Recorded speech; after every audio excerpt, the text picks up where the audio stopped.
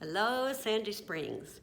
We continue our focus this Lenten time on moving from death into life. This week we are focusing on a story, as in the other weeks, that tells us of someone who moved from spiritual death into spiritual life. And the story that we focus on this week is my absolute favorite story in all the Gospels, the story of the woman at the well. I think it's an especially beloved story for women because in this story, according to the author of the fourth gospel, the Gospel of John, it is to a woman that Jesus first states outright that he is the Messiah.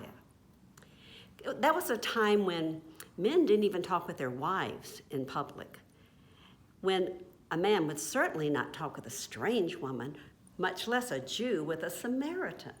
The Samaritans were despised people. They had an apostate faith, Jews thought, one where they a bastardized religion. And Jews felt that Samaritans would make them unclean. Now, Samaria lay right between Galilee and Judea. And so someone traveling, say, from Jerusalem up to Bethlehem, would have to take the path all the way around to avoid Samaria, adding a whole other day to their journey. But most Jews refused to travel where they might come into contact with Samaritans. So Jesus is talking to a woman and a Samaritan, and as we find out in the full story, a woman with a less than perfect character, a woman of ill repute. It is a woman who's been married 5 times, when only 3 by law are allowed in that time, and is living with somebody who's not even her husband at this time.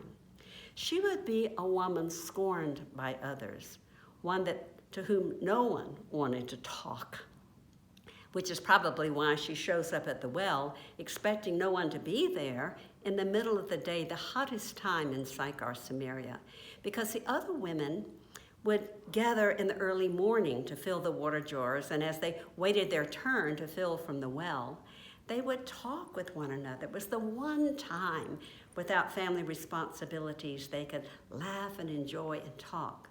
But this woman, they would turn aside, shun her, or whisper behind her back. So she avoided them. Nobody talked to this woman at the well in Samaria. But Jesus did. The first thing he talked to her about was living water. He could offer her living water. And as they talked, that's when she discovered he knew all about the life she had lived. And she said, "Sir, I perceive you are a prophet." And then they got into this theological conversation. And then the woman said, I know the Messiah is coming. They say that he will know all things. And Jesus said to her,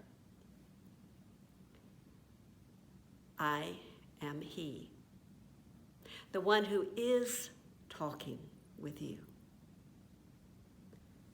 And the woman, filled with living water, put down that heavy, worn, weary, overly used water jar and ran straight into the heart of Sychar, right into the midst of all the people who had shunned her. And she began to shout, come and see, I have met one who knows everything about me. Could he be the Messiah? And the people did as she asked. They came with her to the well, and Jesus stayed 2 days with them. They came out of longing and curiosity and astonishment at the change in this woman. They came longing to meet one who could know them exactly as they were, and yet offer them living water. And don't we all want to meet that one?